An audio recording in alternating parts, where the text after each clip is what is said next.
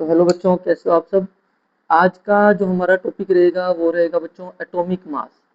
Atomic mass आपको जितना सुनने में सिंपल लग रहा है उतना ही ये कम्प्लेक्स टॉपिक है। ठीक है जी। इसको जानना हमारे लिए, अगर हमें केमिस्ट्री पढ़नी है तो इसको जानना बहुत जरूरी है एटॉमिक मास को। ये 9th क्लास में भी आता है और 11th क्लास में भी है ये टॉपिक। ठीक है जी। तो आज आज की जो वीडियो रहेगी वो एटॉमिक मास की फुल एक्सप्लेनेशन रहेगी। और इस वीडियो को देखने के बाद आपको एटॉमिक मास के बारे में कोई भी डाउट नहीं रहेगा। ठीक है जी। इवन ये वीडियो कोई भी बच्चा 12th क्लास का स्टूडेंट या कोई केमिस्ट्री का स्टूडेंट है बीएससी एमएससी का, वो भी इस वीडियो को देखे ताकि उसको पता लगे कि एटॉमिक मास एक्चुअल में है क्या। जिसको हम बहुत सिंपल से पढ़ते आ रहे हैं ना कि कार्बन का एटॉमिक मास 12 है। ठीक है जी। कोई 12 ग्राम लिख देता है, कोई 12 यू लिख देता है। ठीक है जी। ऑक्सीजन का मास 16 ग्राम, कोई 16 यू लिख देता है। तो आज की वीडियो से आपको ये पूरे कंसेप्ट की क्लैरिटी मिलेगी कि एक्चुअल में एटॉमिक मास है क्या। ठीक है जी। तो चलिए स्टार्ट करते हैं। तो देखिए, बुक्स के अंदर आपको सिंपल सी एक डेफिनेशन एटॉमिक मास की मिलती है बच्चों। ठीक है जी। सिंपल सी एक एटॉमिक मास की एक डेफिनेशन मिलती है। क्या मिलती है कि जो एटॉमिक मास है, एटॉमिक मास है किसी भी एलिमेंट का, एटॉमिक मास किसी भी एलिमेंट का वो क्या है, एवरेज रिलेटिव मास है। क्या है, एवरेज रिलेटिव मास। अब ये जो वर्ड्स आ रहे हैं ना इसमें, एवरेज रिलेटिव मास, इसी को हम डीपली पढ़ने वाले हैं। ठीक है जी। डेफिनेशन में याद करना इसके लिए कोई मुश्किल काम नहीं है कि एवरेज रिलेटिव मास है। बट इस एवरेज का यहाँ पे क्या मतलब है, इस रिलेटिव मास का यहाँ पे क्या मतलब है, as compared with atom of C12। ठीक है जिस कार्बन 12 का क्या मतलब है, ये कार्बन 12 ही क्यों लिया गया यहाँ पे। ठीक है जी। तो आज का जो हमारा टॉपिक रहेगा, इस टॉपिक को पढ़ने के बाद आपको ये डेफिनेशन एकदम से समझ आएगी कि एक्चुअल में इसका मीनिंग क्या है। हम पूरी वीडियो के बाद दोबारा से इसी डेफिनेशन पे वापस आएंगे। तो चलिए स्टार्ट करते हैं, कहानी कैसे स्टार्ट हुई। ठीक है जी। अब क्या था, हाँ जी, तो एटम जो है, एटम हमें पता है बेटा, एटम एक स्मॉलेस्ट पार्टिकल है। ठीक है जी। एटम क्या है, एक बहुत ही ज्यादा स्मॉलेस्ट पार्टिकल है। पिछली लास्ट वीडियो में हमने करा था। और साथ में कैसे होता है, इनडिविजिबल भी है कि जिसको डिवाइड नहीं किया जा सकता। ठीक है जी, इनडिविजिबल है। और माइक्रोस्कोपिक पार्टिकल है, माइक्रोस्कोपिक पार्टिकल है। तो क्या हम इसका मास कैलकुलेट कर सकते हैं। कोई भी चीज इतनी छोटी है कि वो दिख भी नहीं रही हमें, तो उसका मास कैलकुलेट करना सोचो कितना मुश्किल काम होगा। ठीक है जी। माइक्रोस्कोपिक पार्टिकल है एटम एक, और उसका मास कैलकुलेट करना तो और भी ज्यादा डिफिकल्ट होगा, जो चीज हमें दिख ही नहीं रही। ठीक है। तो मास कैलकुलेट करने का क्या तरीका अपनाया जो उस टाइम साइंटिस्ट थे, तो उन्होंने कहा कि एक एटम को तो मास कैलकुलेट नहीं कर सकते, तो क्यों ना ग्रुप में कैलकुलेट करते हैं। ठीक है जी। मैं आपको एग्जांपल के थ्रू लेके चलता हूँ। हमारे पास मान लो शुगर का एक दाना है, चीनी का। ठीक है, चीनी का एक दाना है, उसका मास कैलकुलेट करना बहुत मुश्किल काम है। ठीक है, उसका मास कैलकुलेट करना बहुत मुश्किल है। तो हम क्या करेंगे, चीनी के इस तरह से एक मुट्ठी भर चीनी लेंगे। ठीक है जी। एक मुट्ठी भर चीनी ली हमने, इस तरह से उसके अंदर बहुत सारे चीनी के दाने होंगे। ठीक है जी, पार्टिकल्स होंगे, शुगर के बहुत सारे पार्टिकल्स होंगे। तो हम किसका मास आसानी से मेजर कर सकते हैं, एक पार्टिकल का या इसका। ठीक है जी। तो इसका मास कैलकुलेट करना थोड़ा सा मुश्किल है, शुगर के एक पार्टिकल का। अभी इसको एटम मान के चलना आप। ठीक है जी। मैं शुगर मान के चल रहा हूँ ताकि दिमाग में एक स्ट्राइक हो, इमेज स्ट्राइक हो। ठीक है जी। तो शुगर के एक पार्टिकल का मास कैलकुलेट करना बड़ा मुश्किल काम है। तो मैं क्या कर सकता हूँ, मैंने एक मुट्ठी भर चीनी ली। ठीक है जी। उसमें बहुत सारे शुगर के पार्टिकल्स, उसको मास हमने मेजर कर लिया। ठीक है जी। सपोज करो उसका मास मेजर करके आ गया मेरे पास, उसका मास मेजर करके आ गया 20 ग्राम, या मान लो मैं आ गया 200 ग्राम। ठीक है जी। इसका मास कितना आ गया मेजर करके, 200 ग्राम, आराम से मेजर कर सकते हैं हम बहुत। ठीक है जी। तो हमने क्या किया, अब क्या मैं एक पार्टिकल का मास मेजर कर सकता हूँ, बिल्कुल कर सकता हूँ। अब मैंने जो मुट्ठी भरी ये चीनी उठाई थी, इसके पार्टिकल्स गिन लो कितने हैं। ठीक है जी। एक एक पार्टिकल जब मैंने निकाले, एक एक पार्टिकल ऐसे काउंट करे मैंने इसके मुट्ठी भर चीनी के, थोड़ा टाइम तो लगा मेरे को, बट मैंने कैलकुलेट कर लिया। सपोज करो इसमें ये जो पार्टिकल्स निकले 20 पार्टिकल निकले। ठीक है जी। शुगर के 20 पार्टिकल्स निकले। और इस पूरे का मास कितना था बेटा, 200 ग्राम। पूरी मुट्ठी भर चीनी का मास कितना था, 200 ग्राम। और उसमें कितने पार्टिकल्स हैं, 20 पार्टिकल हैं। तो एक पार्टिकल का मास कितना होगा बेटा, एक पार्टिकल का मास हो जाएगा total mass total mass by number of particles. ठीक है जी। तो टोटल मास कितना था हमारा 200 ग्राम, कितने पार्टिकल्स थे हमारे पास 20 थे। ठीक है जी। तो एक पार्टिकल का मास निकल के आ गया 20 ग्राम। इमेजिनरी वैल्यू है, ऐसा पॉसिबल नहीं है कि 20 ग्राम का एक पार्टिकल हो, ये तो जस्ट एक वैल्यू है। ठीक है जी, समझने के लिए कंसेप्ट। तो एक पार्टिकल का मास आ गया बेटा 20 ग्राम। अब यहाँ पे तो हमने बहुत आसानी से निकाल लिया। ठीक है जी, कि 20 ग्राम। अब एटम के केस में इसी कंसेप्ट को मान के चलते हैं। एटम के केस में अब तुमने एक एटम है जी, एक एटम है। ठीक है जी, किसी भी चीज का, मान लो कार्बन का है, हाइड्रोजन का है, ऑक्सीजन का मान लेते हैं कि सपोज करो ऑक्सीजन का एक एटम है, उसका मास निकालना है, निकाल नहीं सकते भाई एक एटम का। अब हमने क्या किया, अच्छी खासी क्वांटिटी ले ली ऑक्सीजन की, बहुत सारी क्वांटिटी ले ली ऑक्सीजन की, जिसमें बहुत सारे पार्टिकल्स हैं, और उसका मास हमने ऑक्सीजन का सपोज को निकाल दिया कि इसका मास तो 320 ग्राम है जी, 320 ग्राम है। ये बहुत सारे एटम्स का मास है, बहुत सारे एटम्स का मास, मतलब बहुत सारे एटम्स इसके अंदर हैं, और उसका मास कितना आ गया 320 ग्राम। ये मेजर कर सकते थे हम। बट जब हमने एक एटम, तो मेरे को एक एटम का मास मेजर करना है, तो एक एटम का मास कैसे मेजर करूंगा, टोटल मास कितना है मेरे पास, ये जो हमने टोटल कंटेनर के अंदर ऑक्सीजन ली, और divided by mass of one oxygen, sorry divided by mass of, divided by number of atoms, divided by number of atoms, divided by number of atoms. तो टोटल मास तो मेरे को पता है 320 ग्राम, but atoms कितने हैं बेटा, तो मैं यहाँ पे क्या कैलकुलेट कर सकता हूँ एटम्स। ठीक है जी, क्या आपको लगता है मैं ये एटम्स कैलकुलेट कर लूंगा यहाँ पे, हाँ जी बताओ सोच के, क्या लगता है बिल्कुल भी ये एटम्स कैलकुलेट किए जा सकते हैं, एक मिनट। हाँ जी, ये नहीं लगता बेटा, इतने सारे यहाँ पे कैलकुलेट करना फिर भी आसान था हमारे लिए, क्योंकि कम से कम चीनी का जो एक पार्टिकल है वो दिख तो रहा है हमें। मेरे को चाहे बेशक 2 घंटे लगेंगे 20 पार्टिकल गिनने में, गिन तो लूंगा, बट यहाँ पे ये चीज तो दिख ही नहीं रही बेटा। मेरे को क्या पता 300 ग्राम में कितने पार्टिकल्स आगे होंगे। ठीक है जी, तो ये इम्पॉसिबल था मेजर करना नंबर ऑफ एटम्स को। तो नंबर ऑफ एटम्स जब हम मेजर नहीं कर पा रहे थे, तो ये जो एक एटम का जो मास था बेटा, वो भी कैलकुलेट करना थोड़ा सा बड़ा डिफिकल्ट काम चल रहा था उस टाइम पे। ठीक है जी, तो अभी तक मतलब 1900 का जो दौर चल रहा था, उस टाइम पे एटम का मास कैलकुलेट करने में बड़ी समस्या आ रही थी। तो फाइनली क्या निकला, फाइनली एक अप्रोच आई। कौन सी अप्रोच आई, एक अप्रोच आई बेटा एवोगैद्रो। ठीक है जी, एक approach I Avogadro hypothesis, Avogadro hypothesis. ठीक है जी, एवोगैद्रो हाइपोथेसिस नाम की एक अप्रोच है। उसने क्या कहा, उसने कहा कि कोई भी दो गैसेस है, ठीक है जी, कोई भी दो गैसेस है, दो गैसेस मान लो, सपोज करो ये ए गैस है जी, और ये क्या है बी गैस है। ठीक है जी, दो गैसेस है कोई भी, उनका अगर मैं टेम्परेचर और प्रेशर, दोनों गैसेस का टेम्परेचर और प्रेशर अगर मैं इक्वल करूं, ठीक है जी, और दोनों की वॉल्यूम भी सपोज करो मैं इक्वल रख दूं, दोनों की वॉल्यूम भी क्या कर दूं मैं, दोनों की वॉल्यूम भी क्या कर दूं, इक्वल कर दूं। दो अलग अलग गैसेज है बेटा, ये ए गैस है, ये क्या है बी गैस है। हमने क्या किया, दोनों गैसेज का टेम्परेचर प्रेशर सेम रखा, और दोनों की वॉल्यूम भी क्या रखी हमने, इक्वल रखी। तो पाया गया कि number of molecules of A, number of molecules of A is equal to number of molecules of B।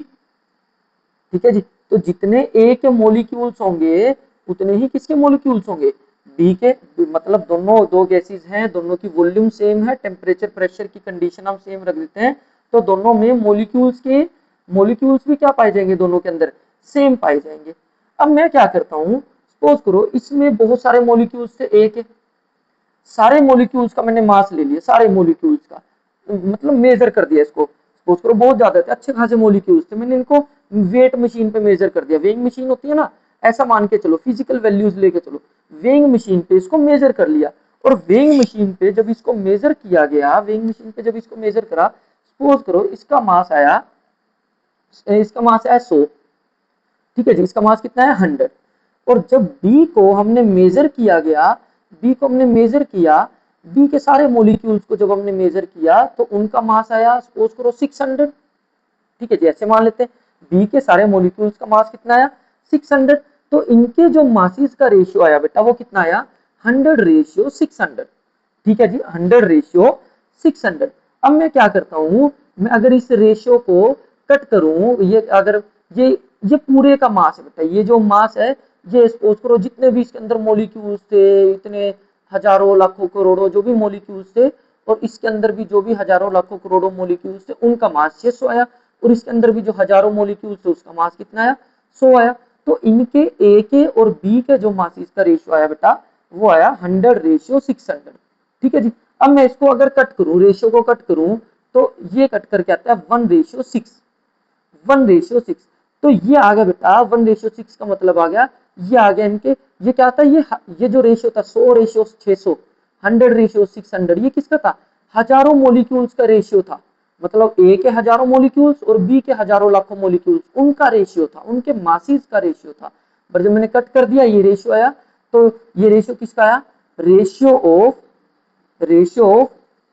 One molecule of a and b, a और बी के एक मॉलिक्यूल का रेशियो आया है। ठीक है जी, इस बात को समझो बहुत ध्यान से। ठीक है जी, वीडियो को दोबारा से देख देख के इस बात को समझना आपने। ये जो 100:600 था बेटा, ये था ए के हजारों मॉलिक्यूल्स का रेशियो, और ये 600 जो मास था ये था बी के लाखों मॉलिक्यूल्स का, ये हजारों मॉलिक्यूल्स का मास था। ठीक है जी, तो इनके हजारों मॉलिक्यूल्स, इसके लाखों मॉलिक्यूल्स का रेशियो था 100:600। तो जब इसको कट किया 1:6 आया, तो ये किसका रेशियो आ गया, रेशियो ऑफ वन मॉलिक्यूल। तो एक मॉलिक्यूल का रेशियो आ गया बेटा यहाँ पे। अब यहीं से कहानी पलटी। ठीक है जी, यहीं से कहानी में बदलाव आ गया, यहीं से जो साइंटिस्ट थे उन्होंने आइडिया लगा लिया कि भाई चलो अब मिल गया हमें तरीका एटम के मास को जानने का। तो यहाँ से क्या पता लगा, यहाँ से मैं कह सकता हूँ कि जो ए का एक मॉलिक्यूल है ना, ए का एक मॉलिक्यूल बी के, जो बी का मॉलिक्यूल है एक मॉलिक्यूल, वो ए के 6 गुना है। ठीक है जी, ए के मॉलिक्यूल के 6 टाइम्स है। तो ए का मॉलिक्यूल का मास अगर 1 है तो बी का कितना हो जाएगा, 6 हो जाएगा इसका मास। ठीक है जी, तो ये यहाँ पे उन्होंने कंपैरिजन करना शुरू कर दिया। मतलब ए के मास को अगर उसने 1 मान लिया, ए के मास को क्या मान लिया 1, तो बी उसका क्या है बेटा, बी उसका 6 टाइम्स है। अगर ए 1 ग्राम है तो बी उसका 6 टाइम्स है, कितने ग्राम हो गया, 6 ग्राम हो गया। क्लियर हुई बात है। ठीक है जी, तो यहाँ से ए का मास पता लग गया और बी का इसके चक्कर में पता लग गया कि बी इसके 6 गुना है जी, तो बी कितना हो गया 6 ग्राम है। तो इस तरह से ये जो मासिस का पता लगा बेटा, ये कैसा मासिस था, ये हमने जो बी का मास पता किया है कि ये 6 ग्राम है, क्या ये एक्चुअल थोड़ी मेजर किया इसको, एक्चुअली थोड़ी तोला इसको, ये इसके रिस्पेक्ट में पता किया है, ए के रिस्पेक्ट में। भाई ए का हमारे पास 1 ग्राम आ गया, तो इसका कितना आ गया बेटा 6 ग्राम आ गया। तो मतलब ये जो बी का जो मास था, बी का जो मास था, ये वीडियो शायद ये थोड़ा सा फोटो के पीछे ना छुप गया हो, मैं इस तरफ कर देता हूँ उसको। हाँ, यस, अभी ये आपको ये साइड में नजर आ जाएगा। ठीक है जी, तो बी का जो मास है, ये जो बी का मास है वो रिलेटिव मास है, वो एब्सोल्यूट नहीं है। वो कैसा मास है बेटा, वो रिलेटिव मास है, रिलेटिव मास। तो यहां से ये रिलेटिव मास की कहानी शुरू हुई। ठीक है जी, तो इस बात को ध्यान से समझो, इस बात को बार बार देखो वीडियो को। ठीक है जी, तो ये जो बी का मास है बेटा, ये कैसा मास है, रिलेटिव मास है। मतलब ए का मास 1 ग्राम हो गया तो बी का हम कह दिया कि ये इसके 6 गुना है, तो ये 6 ग्राम है, ये इसका रिलेटिव मास पता लग गया। ठीक है जी, तो ये चीज क्लियर होगी। ऐसे ही अब एग्जांपल लेते हैं। अब उस टाइम पे जब एवोगैड्रो हाइपोथेसिस आई, जिसने कह दिया था, एवोगैड्रो हाइपोथेसिस ने क्या बोल दिया था, क्या बोल दिया था एवोगैड्रो हाइपोथेसिस ने, हाँ जी कहाँ चला गया वो, लिखा था, हाँ ये रहा, ये यही बोला था ना ऊपर वाली 2 लाइनें एवोगैड्रो हाइपोथेसिस ने, कि कोई दो वॉल्यूम, दो गैसेज हैं, वॉल्यूम सेम है, टेम्परेचर प्रेशर सेम है, तो उनके मॉलिक्यूल्स क्या पाए जाएंगे बेटा, सेम पाए जाएंगे। ठीक है जी, उनके मॉलिक्यूल्स क्या पाए जाएंगे, सेम पाए जाएंगे। अब उन्होंने ना इसी कहानी को लेते हुए, देखो अभी कहानी को ध्यान से समझना, अब उसने इसी कहानी को कंसिडर करते हुए 2 गैसेज ली। अभी हमने अपनी मर्जी से एग्जाम्पल लिया था ए बी का, अब प्रॉपर प्रैक्टिकल एग्जाम्पल लेते हैं। ठीक है जी, तो 2 गैसेज ली उसने, कौन कौन सी गैसेज ली, हाइड्रोजन गैस ली और ऑक्सीजन गैस ली, हाइड्रोजन गैस और ऑक्सीजन गैस। दोनों का टेम्परेचर प्रेशर, दोनों गैसेज का बेटा टेम्परेचर प्रेशर सेम रखा गया, और दोनों की वॉल्यूम भी क्या रखी गई, दोनों की वॉल्यूम भी सेम रखी गई। मतलब ये कंडीशन सेम रखी गई, टेम्परेचर प्रेशर और वॉल्यूम दोनों गैसेज का इक्वल रखा गया। तो अकॉर्डिंग टू एवोगैड्रो हाइपोथेसिस, जो number of molecules of hydrogen है वो किसके इक्वल होंगे, वो किसके इक्वल होंगे बेटा, number of molecules, number of molecules of oxygen. ठीक है जी, एवोगैड्रो हाइपोथेसिस बोलती है। तो अब इनका क्या किया गया, इनका मास किया गया, number of molecules of hydrogen, पता नहीं कितने मोलिक्यूल्स होंगे, हमें नहीं पता कितने मोलिक्यूल्स होंगे, बट बहुत सारे मोलिक्यूल्स थे जिनका मास हम, जैसे वही कहानी, चीनी के एक दाने को नहीं मेजर कर सकते, बट हजारों, 1 किलो चीनी ले लो उसको मेजर किया जा सकता है। ठीक है जी, तो एक मोलिक्यूल को नहीं मेजर कर सकते, बट ये तो बहुत हजारों करोड़ों मोलिक्यूल्स हैं, तो इसको हम मेजर कर सकते हैं। तो इसको वेइंग मशीन पे मेजर कर लिया। सपोज करो इसका मास आ गया हमारे पास, इसका मास आ गया 100 ग्राम, इसका मास निकल के आ गया 100 ग्राम। ठीक है जी, समझ रहे हो, इसका मास कितना आ गया बेटा, 100 ग्राम आ गया। अब इसको जब मेजर किया गया, ऑक्सीजन के मॉलिक्यूल्स को मेजर करा गया, तो ऑक्सीजन के मॉलिक्यूल्स का मास आया, सपोज करो ये आया 1600 ग्राम। ठीक है जी, 1600 ग्राम। अब ये बहुत सारे मॉलिक्यूल्स का मास है, तो इनका रेशियो, अब ये मॉलिक्यूल के मास का रेशियो हो गया, ये बहुत सारे हाइड्रोजन के मॉलिक्यूल का मास है। ठीक है, यहाँ पे चाहे तुम अभी ग्राम ना लो या ग्राम मानना है तो चलो मान लो 2 मिनट के लिए, ग्राम का कोई कंसेप्ट आएगा अभी ये समझने के लिए मान लो चलो अभी। ठीक है जी, तो 100 ग्राम आया बहुत सारे मॉलिक्यूल्स का मास, और यहाँ पे ऑक्सीजन के बहुत सारे मॉलिक्यूल का मास है 1600, मेजर कर सकते थे, इसके लिए पता लग गया। ठीक है, अब उनका रेशियो किया गया, तो रेशियो करने पे जब ये कटे, रेशियो करने पे कटे, तो ये इनके दोनों मासिस का रेशियो आया 1:16। कितना है बेटा, 1:16। तो यहाँ पे कहा गया, देखो तो यहाँ पे कहा गया, माना गया कि भाई हाइड्रोजन का मास कितना है, 1 है, और ऑक्सीजन का जो मास है ना वो उसके 16 गुना है। ऑक्सीजन का मास कितना है, उसके 16 गुना है। तो ऐसे करके मासिस का पता लगाया गया।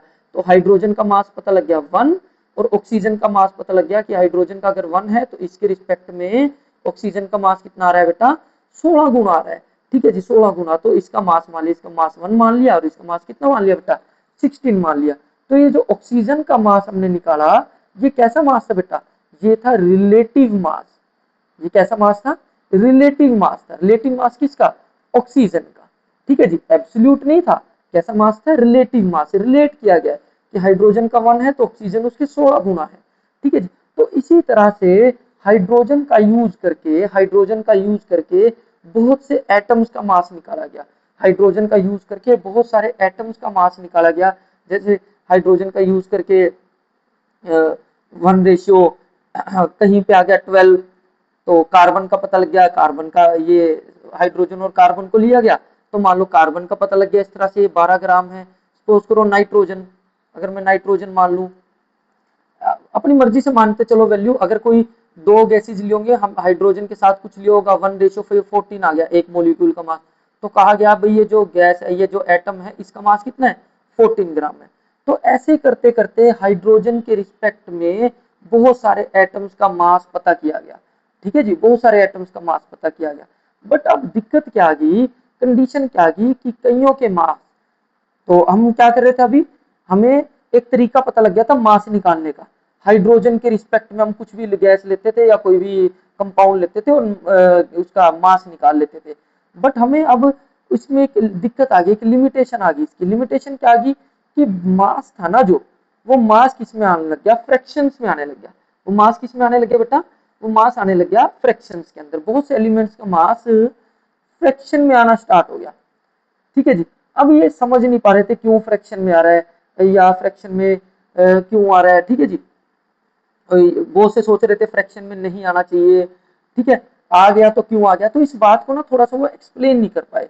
तो उन्हें लगा कि हाइड्रोजन के साथ कंपेयर करना, हाइड्रोजन के साथ कंपेयर करना थोड़ा सा प्रॉब्लम वाला काम है। ठीक है जी, हाइड्रोजन के साथ कंपेयर, क्योंकि एक तो हाइड्रोजन बहुत स्मॉलेस्ट पार्टिकल है, स्मॉलेस्ट, स्मॉलेस्ट के साथ हम कह सकते हैं लाइटेस्ट पार्टिकल है, हल्का बहुत है।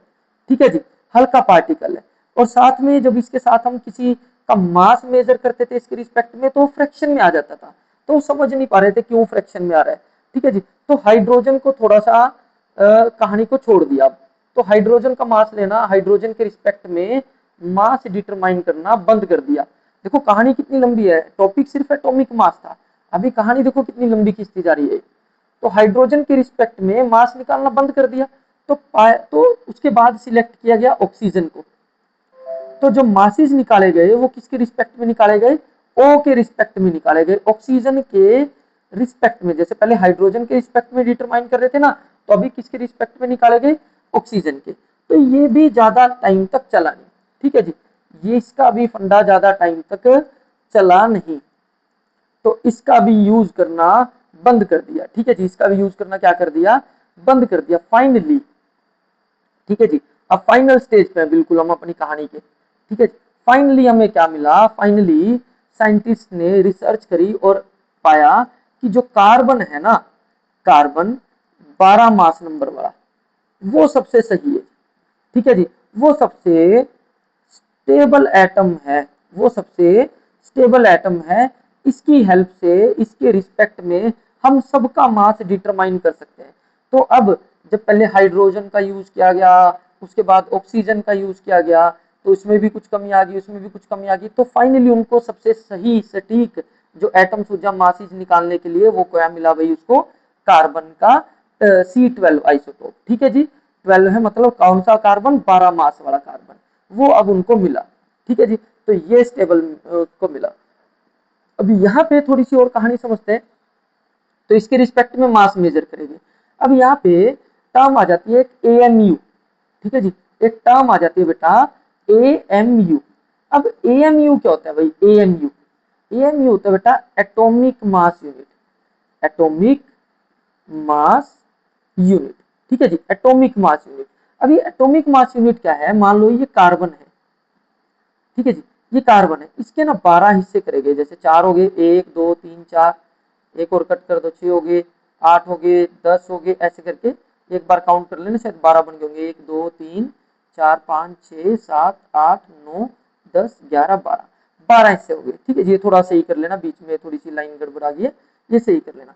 तो एक हिस्से को जब निकाला गया, एक हिस्से का जो मास है 12 बराबर हिस्से करेंगे, तो जो एक हिस्से को, यानी कि ये कार्बन का कौन सा हिस्सा बना, 12वां हिस्सा, 1/12 of C12 isotope, 1/12 of C12 isotope, C12 isotope, उसी को क्या बोला गया बेटा, 1 AMU बोला गया, उसी को क्या बोला गया, 1 एटॉमिक मास यूनिट बोला गया, किसको, 12वें हिस्से को, ठीक है जी। देखो अगर तुम ऐसे करते दो हिस्से करते हो तो ये 1/2 है, 1/2 है, अगर 4 हिस्से करते हो तो ये क्या है, हर हिस्सा 1/4 1/4 1/4 1/4, 6 करते हो, ठीक है जी, तो 1/6 1/6 ऐसे करके 12 करे, तो हर एक हिस्से को क्या बोला, 1/12 1/12 1/12, और ये जो हर हिस्सा है, ठीक है जी, 1/12 है जो, उसी को हम क्या बोलने लगे, AMU बोलना शुरू कर दिया बेटा, ठीक है जी, उसी को हमने क्या बोलना शुरू कर दिया, AMU बोलना शुरू किया, ठीक है जी।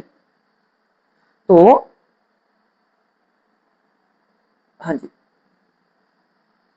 थोड़ा सा खत्म करते हैं कहानी को, हाँ जी, एक मिनट। तो अभी क्या था, यानी एक्सप्रेस किया गया, अब उस टाइम पे क्या कर रहे थे, केमिस्ट थे जो, वो स्केल यूज कर रहे थे, भाई कुछ तो यूनिट लगाएं, ठीक है जी, कुछ तो एक यूनिट लगाएं मास के साथ, जैसे वॉल्यूम के साथ हम लीटर लगा देते हैं, ठीक है जी, कंसंट्रेशन का मोल लीटर इनवर्स हो जाता है, फोर्स का न्यूटन हो जाता है, तो भाई कुछ तो यूनिट होना चाहिए मासिस का।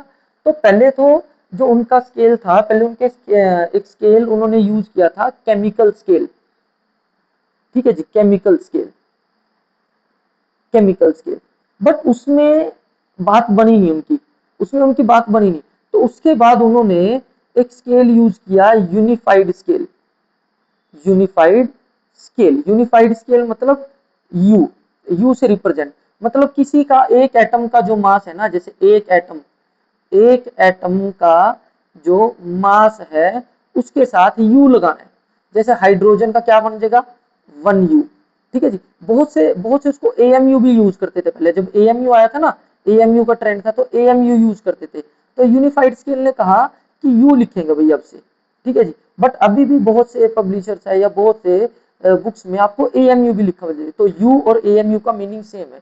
तो जैसे ऑक्सीजन के एक एटम का मास, ऑक्सीजन के एक एटम का मास कितना बनेगा बेटा, ऑक्सीजन के एक एटम का मास 16U, कार्बन के एक एटम का मास 12U, ये एक जब भी यू लग रहा है ना बेटा, यू से समझ जाना वो एक एटम का मास की बात कर रहे हैं, एक एटम का मास, ठीक है जी, एक एटम का मास, ठीक है जी। नाइट्रोजन का 14U, ठीक है जी, इस तरह से।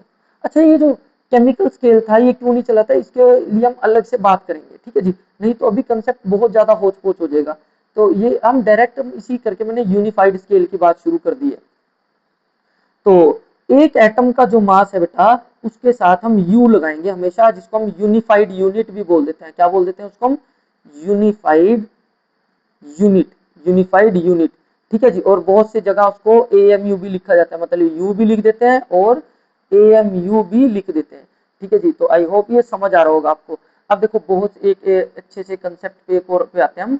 अब आप तो टीचर्स ने आपको कराया होगा भाई, मास तो ग्राम में भी है, ठीक है जी, ग्राम में भी है। बट ग्राम में कब लेना है बेटा? ग्राम में हमने ऐसे नहीं लेना। देखो एक एटम, मान लो मैं कहूं कार्बन का जो एक एटम है, एक एटम, ध्यान से समझना इस चीज को, बहुत इंपॉर्टेंट बात है। एक एटम ऑफ कार्बन, उसका मास है बेटा 12 यू, ठीक है जी, उसका मास है 12 यू।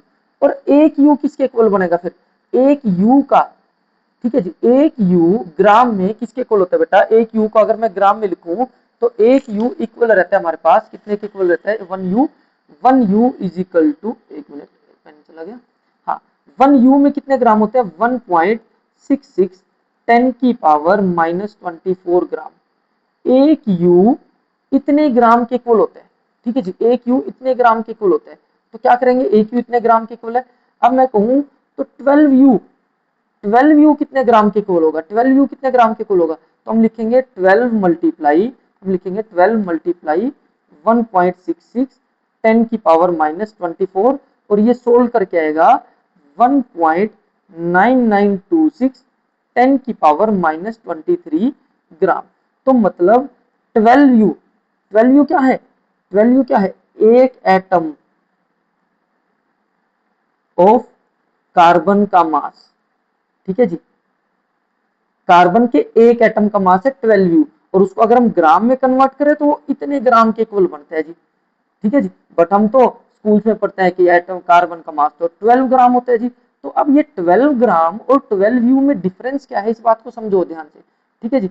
12 ग्राम और 12 यू के अंदर डिफरेंस क्या है? तो ये जो 12 ग्राम है ना, 12 यू, 12 यू क्या है बेटा? एक एटम का मास, एक एटम का मास ऑफ कार्बन, कार्बन के एक एटम का मास। और 12 ग्राम का मतलब होता है बेटा, एक मिनट,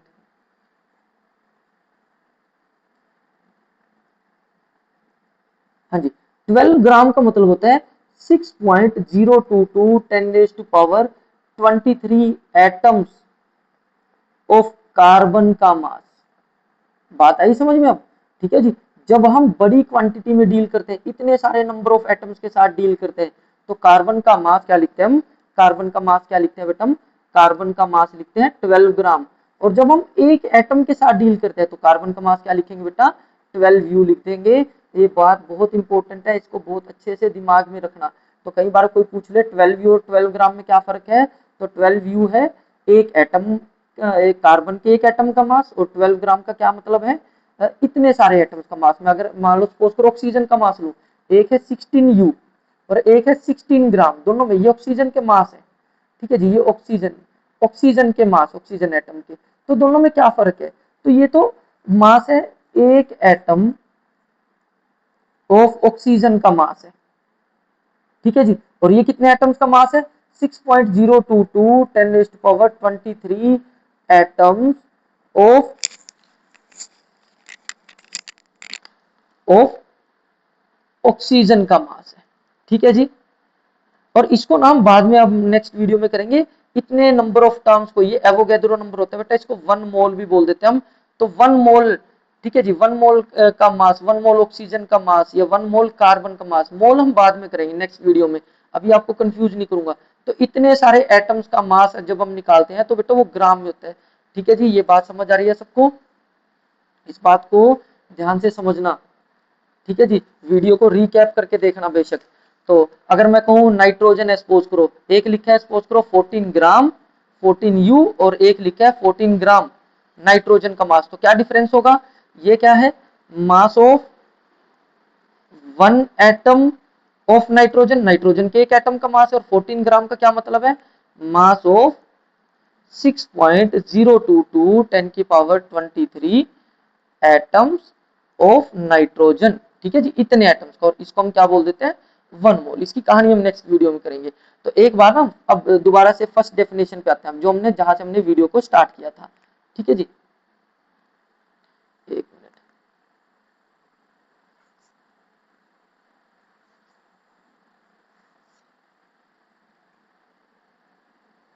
वन मिनट, हाँ जी, चलो कुछ लाइनें बीच में लग गई, इस पे मत जाना।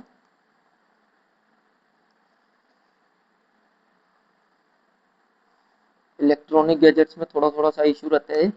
तो हाँ जी, अब देखो, अब ध्यान से समझो क्या थी डेफिनेशन वो। मैं इसको हाईलाइट कर देता हूँ साथ के साथ, हाईलाइटर चेंज करके। हाँ जी, तो एटॉमिक मास क्या है? एटॉमिक मास क्या है? किसी भी एलिमेंट का एटॉमिक मास क्या है? एवरेज, ठीक है जी, average relative mass, average relative mass, average का मतलब अभी बताता हूँ। तो एक चीज तो पता लगी, रिलेटिव मास है किसी एटम का, कंपेयर्ड विद, किसके साथ कंपेयर किया गया था?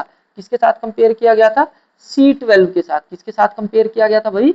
C12 के साथ कंपेयर किया गया था, ठीक है जी, C12 के साथ कंपेयर किया गया था। अच्छा, 2 मिनट के लिए मैं एवरेज मास यहीं पे लिख देता हूँ साइड में, छोटा सा पॉइंट है एवरेज मास। एवरेज मास क्या होता है बेटा? कई बार कुछ एटम्स ना अलग अलग आइसोटोप्स में पाए जाते हैं, जैसे सपोज करो क्लोरीन है, क्लोरीन 35 मास वाला भी पाया जाता है, और जो क्लोरीन है वो 37U वाला भी क्लोरीन पाया जाता है। मतलब क्लोरीन के आइसोटोप्स हैं। आइसोटोप्स के होते हैं दो एटम्स जिनका एटॉमिक नंबर, जिनका मास नंबर डिफरेंट हो। तो 35U वाला भी एक क्लोरीन पाया जाता है, और 37U 37 मास वाला भी क्लोरीन पाया जाता है। तो एवरेज मास कितना बना इसका? एवरेज। और जब पाया गया कि इसकी अबंडेंस है 75%, और इसकी अबंडेंस कितनी है बेटा? इसकी अबंडेंस है 25%, ठीक है जी। तो इसका हम एवरेज एटॉमिक मास कितना बनेगा? एवरेज एटॉमिक मास कितना बनेगा? 75% ऑफ 35 प्लस 25% ऑफ 37। तो ये बन जाएगा हमारे पास 75/100 मल्टीप्लाई बाय 35 और 25/100 मल्टीप्लाई बाय 37। तो ये सोल्व करके सारा आ जाएगा 35.5U। तो ज्यादातर जो भी पॉइंट्स में मास होंगे ना, वो एवरेज एटॉमिक मास है, मतलब उनके आइसोटोप्स का एवरेज कर रखा है, ठीक है जी, सबका आइसोटोप्स का एवरेज कर रखा है, ठीक है जी। तो हाइड्रोजन का भी एक्चुअल मास 1.008 होता है, बेशक हम 1 ले लेते हैं, ठीक है जी, 1U ले लेते हैं, बट एक्चुअल मास क्या है उसका? 1.008, ठीक है जी। तो ये आपने ध्यान रखना है।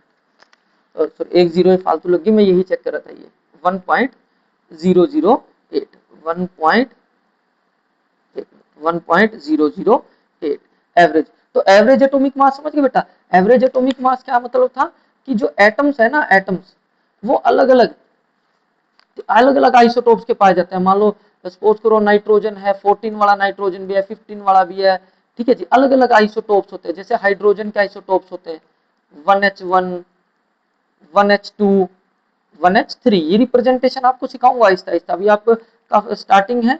तो ये ऊपर जो होता है मास नंबर होता है 1 2 3, ये प्रोटियम होता है, ये ड्यूटेरियम होता है, ये ट्रीटियम होता है। तो अलग अलग मास है। तो एवरेज एटॉमिक मास मतलब एवरेज करके निकाला जाता है। जैसे अभी हमने क्लोरीन का डिटरमाइन किया, ठीक है जी। तो क्लोरीन के दो आइसोटोप्स पाए जाते थे, 35 वाला मास वाला और 37 मास वाला क्लोरीन था। ये 75% था, ये 25% था। तो एवरेज जो मास निकल के आया वो है इसका 35.5U। तो आप इसको साथ के साथ एक बार नोट्स जैसे मैंने बनाए हैं, एक बार इसी तरह से आप लिखते रहना, ठीक है जी। और इस टॉपिक को अच्छे से समझना। नेक्स्ट वीडियो में हम मोलिकुलर मास भी करेंगे, ठीक है। तो ये बहुत डीप एक्सप्लेनेशन थी बेटा, कहीं पे आपको नहीं मिलेगी ये इतनी एक्सप्लेनेशन, किसी भी वीडियो में नहीं मिलेगी। तो आपको इस वीडियो को ज्यादा से ज्यादा बच्चों के साथ शेयर करना है, जो भी आपके क्लासमेट्स है, फ्रेंड्स है, उनके साथ शेयर करना है बेटा इसको, ठीक है जी। तो चैनल को आप सब्सक्राइब जरूर कर दिया करो बेटा, ठीक है जी, लाइक कर दिया करो, क्योंकि बहुत मेहनत लगती है वीडियो बनाने में, और ये वीडियो तो शेयर करने लायक भी है, आपने शेयर भी करना है इसको तो, ठीक है। चलो ठीक है जी, थैंक यू वेरी मच।